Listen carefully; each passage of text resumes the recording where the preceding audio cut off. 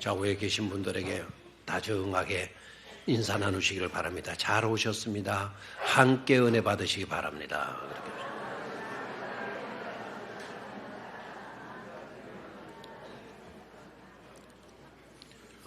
별로 감정을 안 싣네요. 함께 은혜 받으시기를 바랍니다. 뭐 이렇게 했으면 좋겠어요. 똑같은 우리 찬양대 오늘 찬양 너무 어렵잖아요. 세상죄를 지고 가는 하나님의 어린 양을 보라. 세상죄를 지고 가는 하나님의 어린 양을 보라. 이렇게 하는 것보다 세상죄를 지고 가는 이러니까 더 실감이 나잖아요. 인사할 때도 하나님의 은혜가 충만하시길 바랍니다. 이런 것보다 하나님의 은혜가 충만하시기를 바랍니다. 좀 중심에서 우러나는 그런 인사를 나눴으면 좋겠어요. 우리가 신앙생활을 해가고 있는데 이 신앙생활을 크게 두 가지 양상으로 구분할 수가 있겠습니다. 첫 번째 경우는 하나님을 믿는다고는 하지만 하나님을 자신의 목표, 자신의 계획, 자신의 뜻 가운데로 끌어내려서 신앙생활을 해가는 케이스입니다. 쉽게 말한다면 하나님을 믿되 하나님 수준으로 믿는 게 아니라 자기 방식대로 믿는 경우를 말합니다. 자신의 목표를 세우는 것이 잘못되었다라가 아닙니다. 자신의 계획이 있다라는 거 그거 틀렸다는 게 아닙니다. 자신의 뜻이 있다라는 거 그거 버리라는 것이 아닙니다. 문제는 자신의 목표, 자신의 계획, 자신의 뜻 속에 하나님을 가두어 놓는다는 거예요. 정말 우리가 신앙생활을 하게 되면서 주의해야 될 정말 신경 써서 고쳐야 될 그와 같은 케이스가 되어지겠습니다. 자기 마음에 들면 열심히 내는 거예요.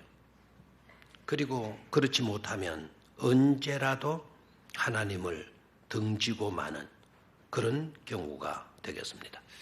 사실 알고 보면 하나님을 믿는 신앙으로 사는 게 아니라 자기 중심의 신앙, 자기를 믿고 사는 것이기 때문에 대단히 위험한 요소가 아닐 수가 없죠. 또 한 경우는 하나님을 제대로 알고 그리고 하나님 방식대로 믿는 거예요. 하나님 수준으로 믿는 것입니다. 다시 말하면 하나님의 뜻하심, 하나님의 계획하심, 하나님의 섭리 안으로 우리가 들어가서 하나님의 뜻대로 하나님의 계획에 따라서 하나님의 섭리에 전적으로 동의를 하고 전적으로 순종하며 사는 믿음의 삶을 가리킵니다. 이런 삶은 자기 좋을 대로가 아니라 항상 하나님 뜻대로 믿고 따르며 살아가는 것이죠. 우리가 추구해야 될 바른 신앙의 모습이 바로 이러한 것입니다. 성경을 우리가 대할 때에도 하나님의 말씀을 대할 때에도 똑같이 두 가지 케이스로 구분할 수가 있습니다.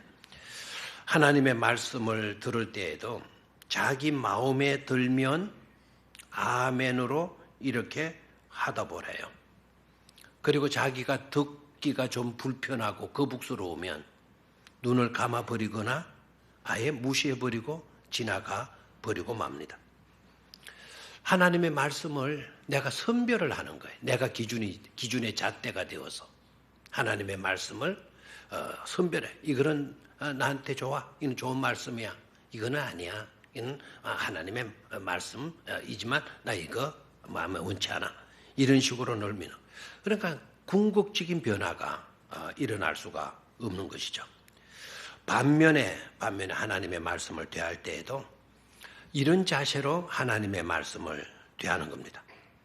무엇이라 말씀하시든지 그대로 따르겠습니다. 하나님께서 나에게 무엇이라고 말씀하시든지 그대로 저는 믿고 따르겠습니다. 하나님의 말씀을 받을 때 그런 자세로, 그런 정신으로 하나님의 말씀을 대하고 받게 되는 거죠. 그러니까 성경 수준으로 하나님의 말씀 수준으로 올라가서 성경의 본래의 의도대로 본래의 목적대로 따라서 말씀을 이해하고 순종하고 그 말씀대로 어떻게 하든지 살아가려고 애쓰는 것입니다. 이건 성경에 대한 바른 자세가 아닐 수가 없는 것입니다. 가령 예를 들어서 보게 되면 사울 같은 경우에는 선별해서 들어요. 그래서 자기 좋을 대로 이용을 합니다. 그런데 아브라함 같은 경우는 다르죠. 어느 날 아브라함에게 하나님께서 나타나셔서 말씀하십니다. 뭐라고 말씀하시는가 하니까 너는 네 독자 이삭을 내가 지시한 곳으로 데리고 가서 그곳에서 번제로 드려라. 번제로 내게 바쳐라. 이렇게 이야기를 해요. 여러분들에게 하나님께서 이렇게 말씀해 주셨다면 여러분 어떻게 반응을 나타내 보이시겠습니까? 어떤 반응을 보이시겠습니까? 이거는 하나님의 말씀이 아닐 거야. 어떻게 하나밖에 없는 아들을 바치라고 해? 이거는 아마 마귀의 음성일 거야. 아마 이렇게 생각하는지 모르겠어. 세상의 말 중에 이렇게 불편한 말, 거북하게 만드는 말이 어디에 있을까요? 네 아들 하나밖에 없는 네 아들 이삭을 번제로 나에게 바치라. 그런데 아브라함 봐요. 나에게 하나님께서 무엇이라고 말씀하시든지 간에 우리는 그대로 따라야 되고 그 말씀대로 살아야 되고 지켜야 되는 거야. 그렇게 믿고 하나님의 말씀을 받아들이잖아요.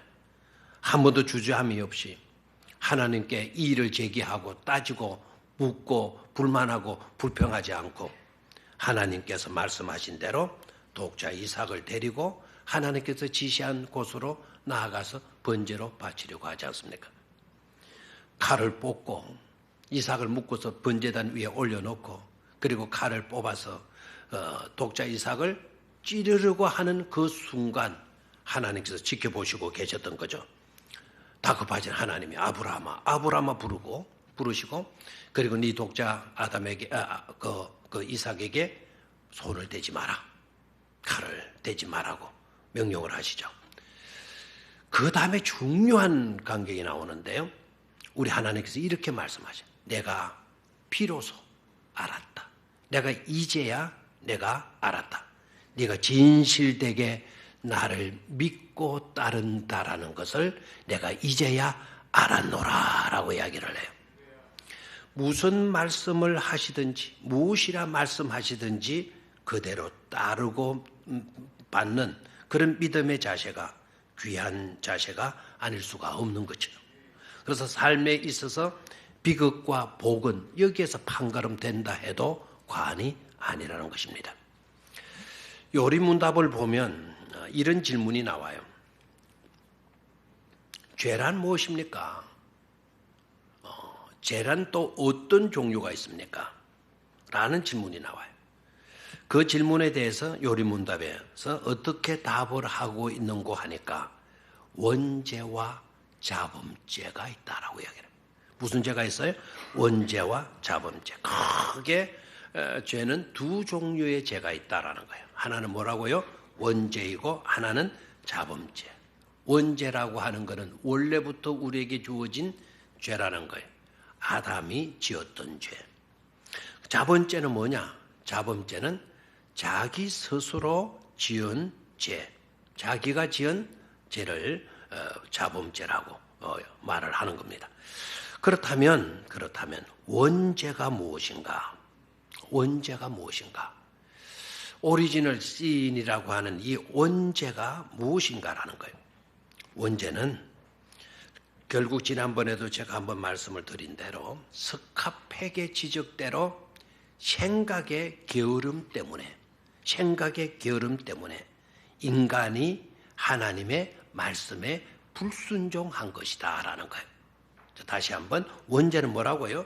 생각의 게으름 때문에 하나님의 말씀에 뭐한 것이다? 불순종한 것이다라는 거예요. 불순종이 인류 최초의 범죄예요. 먹지 말라고 한 하나님의 명령을 어기고 인간이 따먹었죠. 하나님의 말씀에 불순종한 것입니다. 그런데 스카펙 정신의학자는 그거 불순종하게 된 동기가 있다. 그 동기는 사람이 생각 속에 하나님의 말씀을 제대로 두지를 못해서 그렇다. 생각 속에 하나님의 말씀을 분명히 새기고 담고 살았다고 한다면 그런 불순종의 죄는 짓지 않았을 것이다 라는 말을 해요.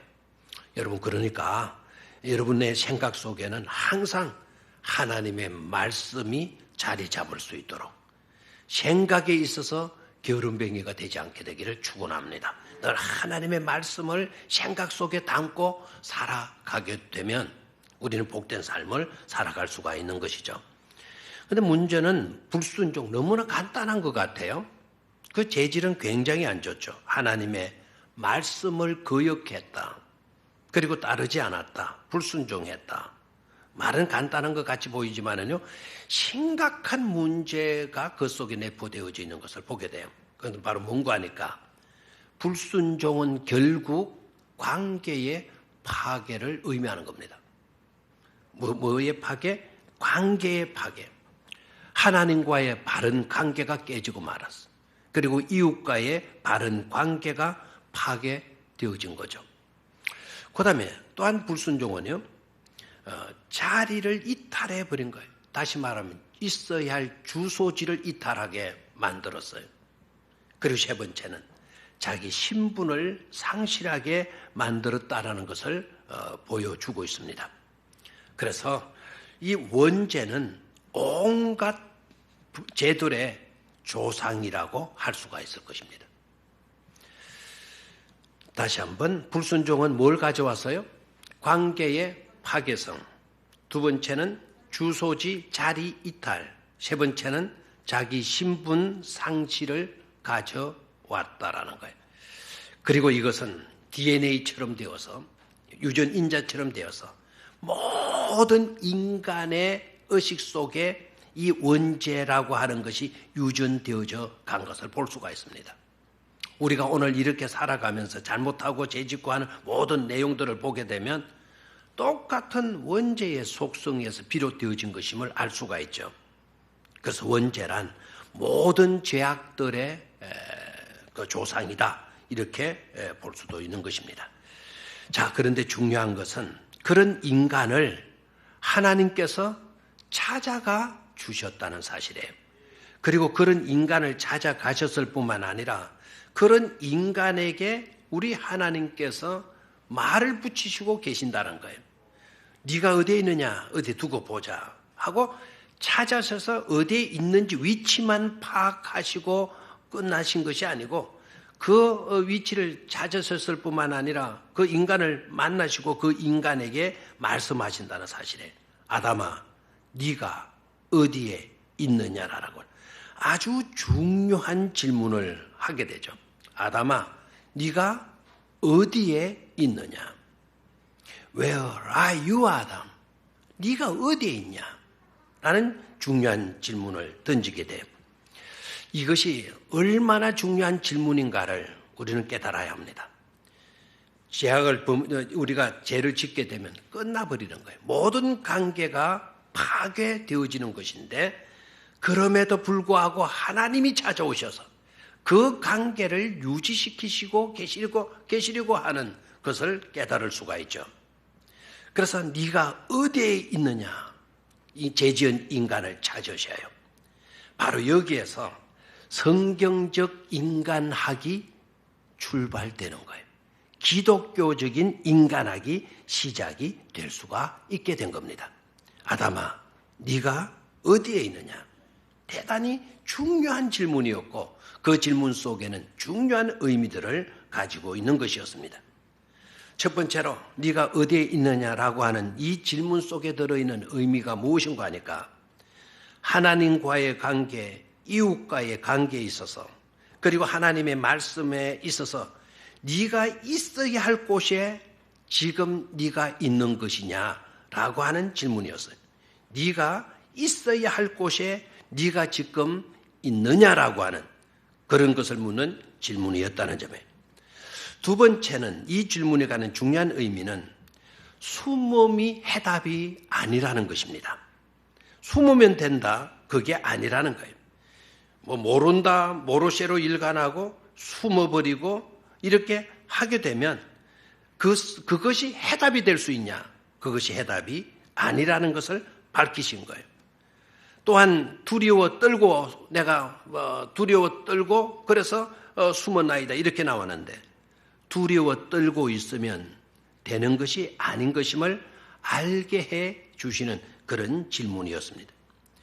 그리고 세 번째로는 사람이 범죄했을지라도 찾아와 주시고 만나 주시고 말씀해 주시고 질문을 하시는 것은 그토록 하나님께서는 우리를 사랑하시고 계신다라는 것을 보여주는 데 의미가 있는 줄로 믿습니다. 너는 나와의 관계를 끊어버리고 너는 나에게서 떠나갔지만 너는 나에게서 멀리 도망갔지만 범죄한 너라 할지라도 나는 너를 찾을 가치가 있는 존재로 여기고 있다라는 것을 우리에게 보여준 중요한 사건인 줄로 믿습니다. 나는 그래도 네가 필요하다. 나는 그래도 너를 찾고자 한다. 나는 그래도 너를 포기할 수 없단다. 라는 것을 구체적으로 보여주신 말씀인 줄로 믿습니다. 그리고 네 번째는 자신의 주소지 이탈을 네가 깨닫고 그리고 그 원인이 어디에서 비롯되어지는가를 네가 깨닫고 고치기를 바라는 소원을 닮은 그런 질문인 줄로 믿습니다.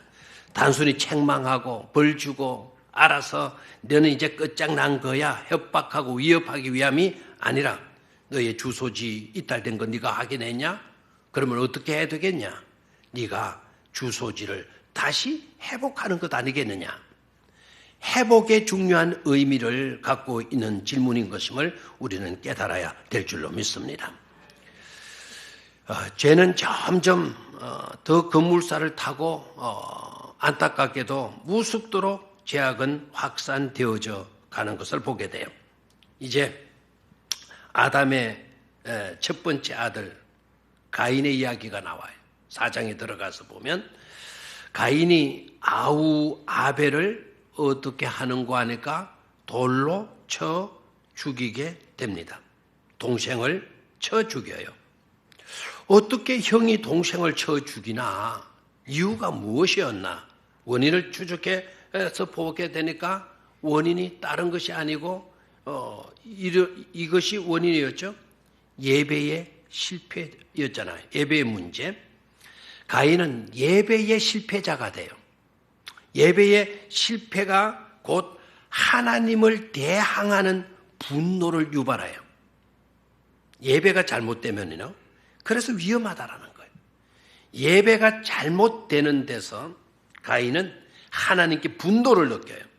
그리고 대항하는 거예요. 그 대항하는 분노가 누구에게로 발산이 되어지는 거 아니까 바로 자기의 동생 아벨에게 그게 드러나게 되죠. 시기와 질투가 최초의 살인을 낳습니다. 하나님에 대한 분노가 동생 아벨을 돌로 쳐 죽이는 그런 결과를 낳습니다. 그래서 무덤 미로의 기록을 남기게 된 것이죠. 누구도 깨뜨릴 수 없는 기네스북, 그게 첫 번째 무덤의 주인공 누구입니까? 굉장히 질문이 어렵습니까? 인류 역사의 최초의 무덤의 주인은 바로 아벨이죠. 그렇게 되도록 만든 장본인 최초의 살인자가 누가 되죠? 가인이 되어지는 겁니다. 자, 이번에도 보십시오. 이번에도 하나님은 아담에게 하셨던 것처럼 가인에게도 하나님이 찾아가 주셔요.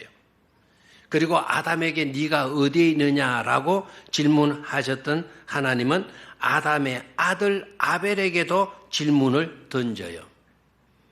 뭐라고 질문하죠? 네 동생 아벨이 어디에 있느냐? Where is your brother Abel? 아벨, 네 동생 아벨이 어디에 있느냐라고 질문을 던집니다.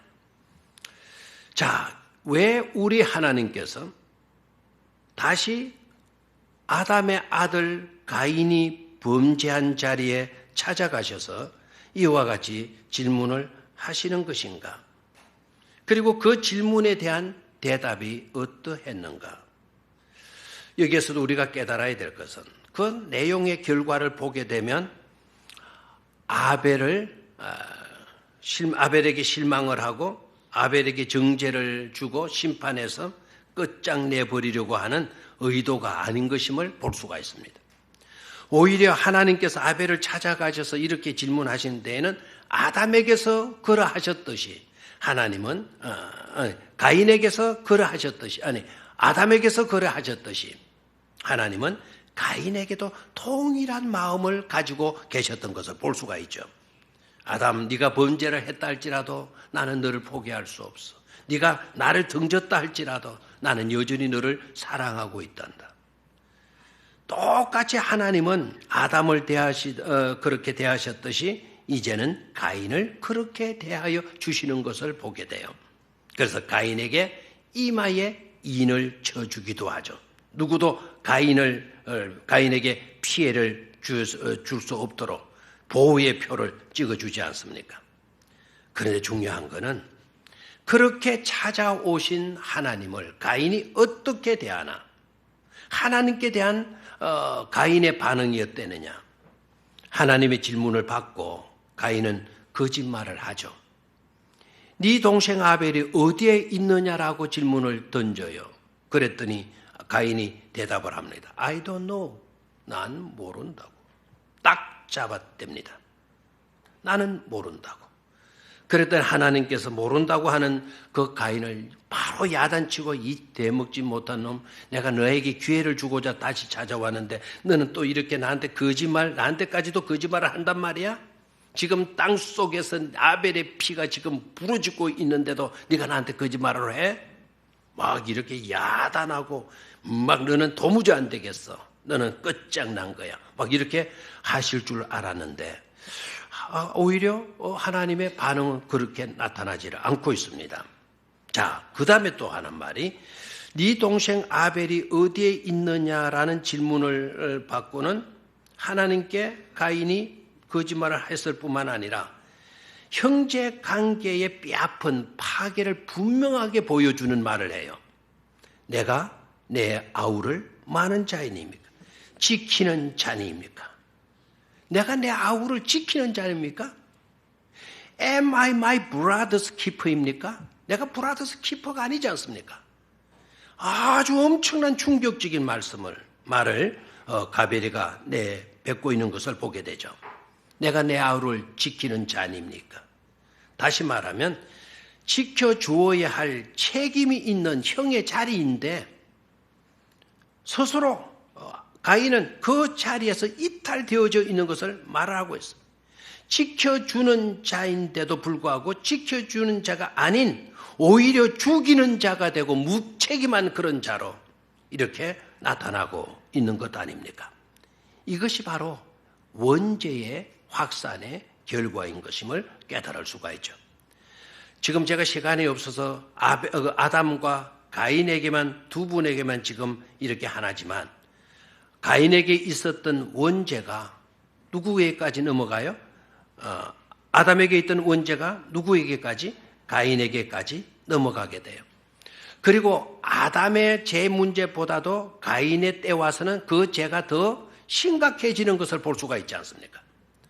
아담은 번제를 했지만 하나님께 거짓말은 하지 않았어요. 아담은 그 자기의 부인 하와에 대해서 타닥이는 했지만 그렇다고 해서 하와를 돌로 쳐 죽이지는 않았어요.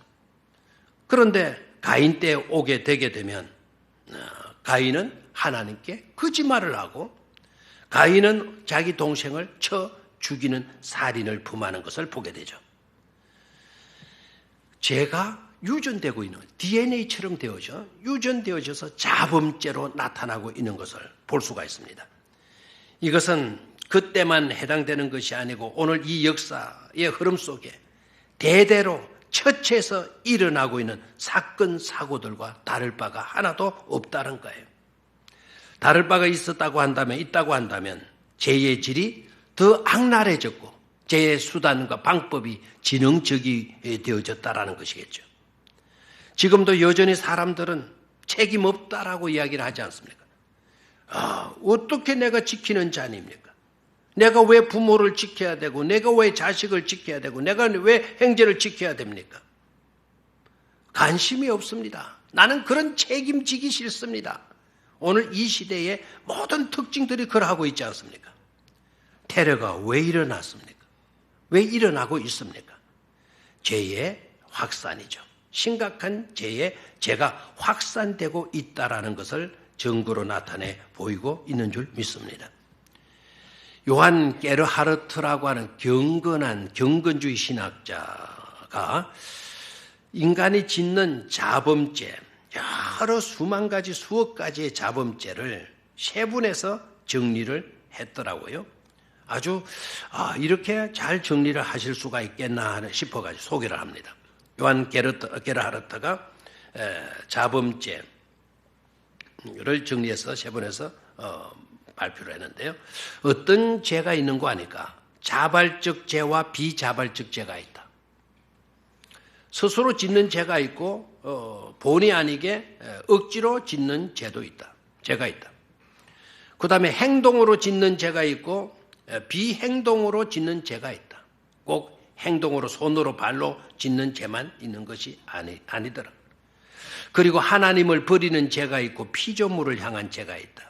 하나님을 버리는 죄와 피조물을 향한 죄, 하나님께 짓는 죄도 있고 피조물에게 짓는 죄도 있다. 내적인 죄와 외적인 죄가 있다. 마음으로 짓는 죄가 있고 입으로 짓는 죄가 있다. 숨겨진 죄와 드러난 죄가 있다.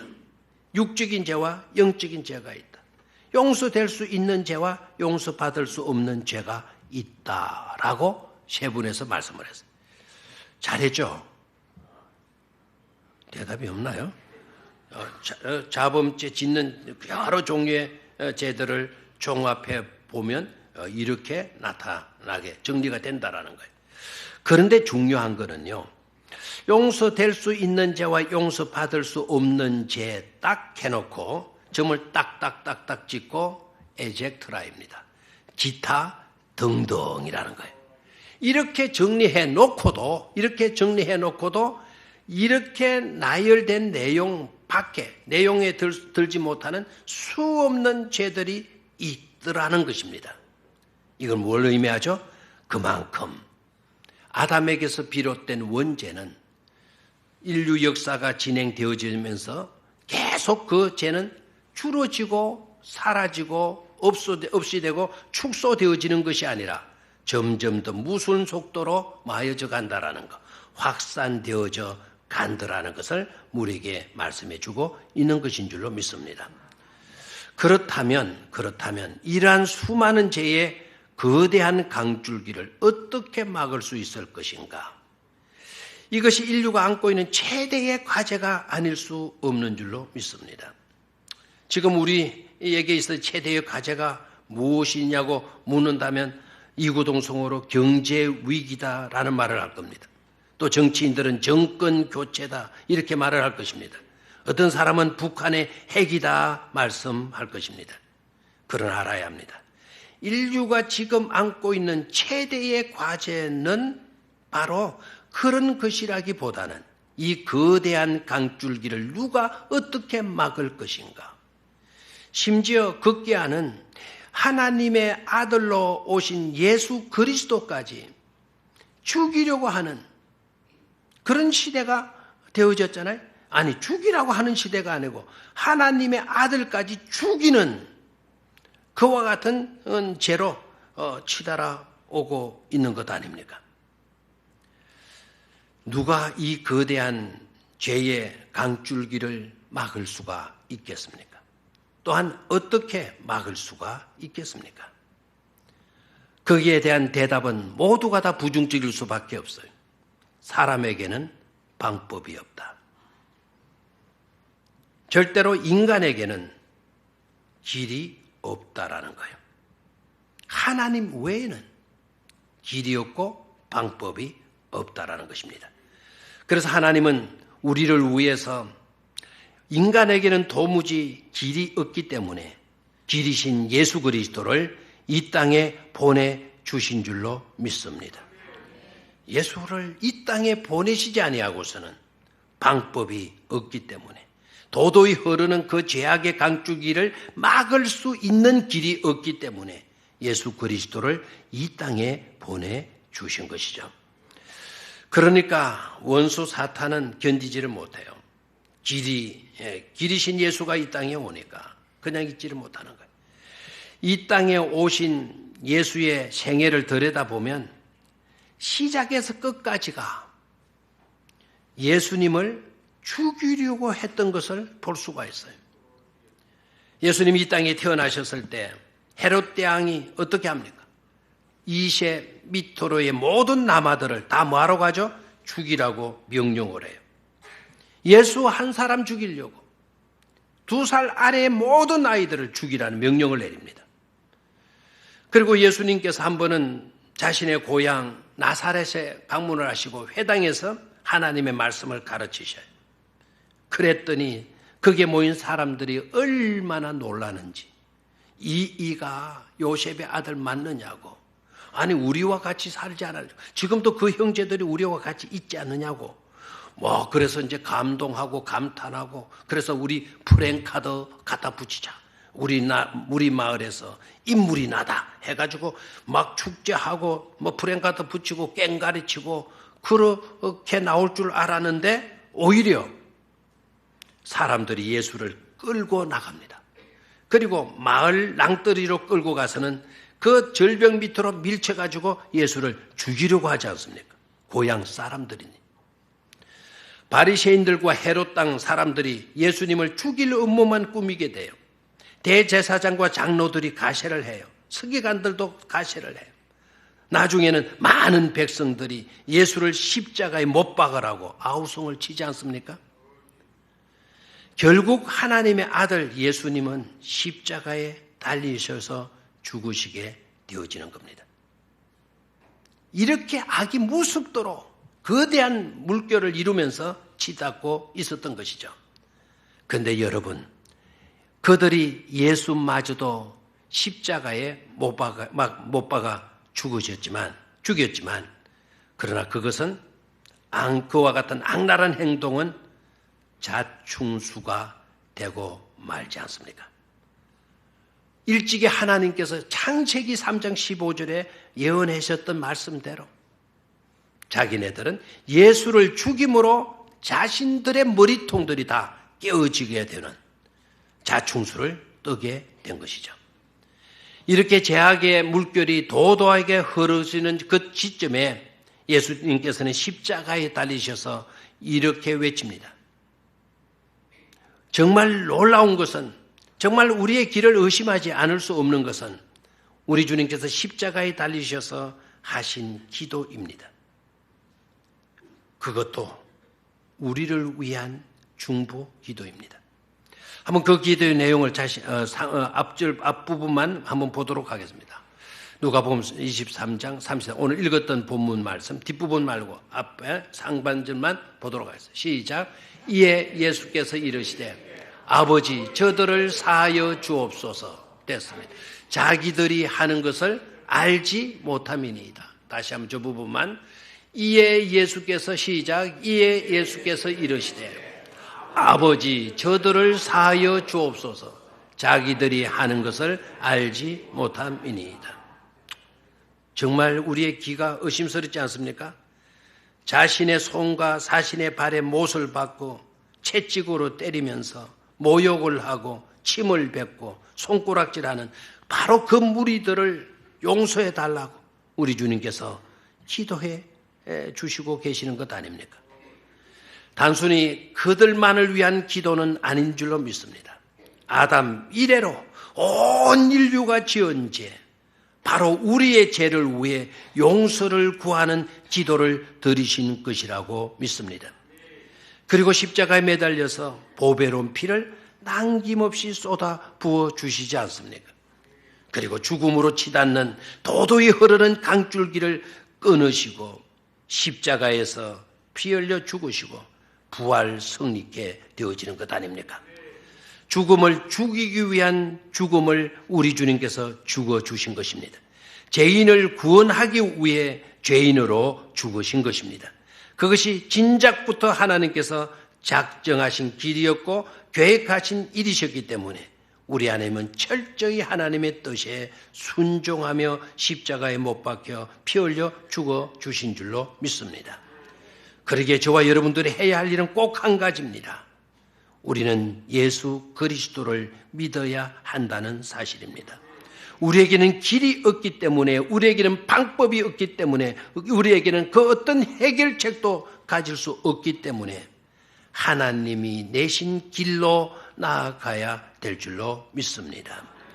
흑덩이인 인간은 하나님의 아들을 죽였지만 하나님의 아들은 죽음을 통해 우리를 용서하여 주셨습니다. 우리의 죗값을 치루어 주셨습니다.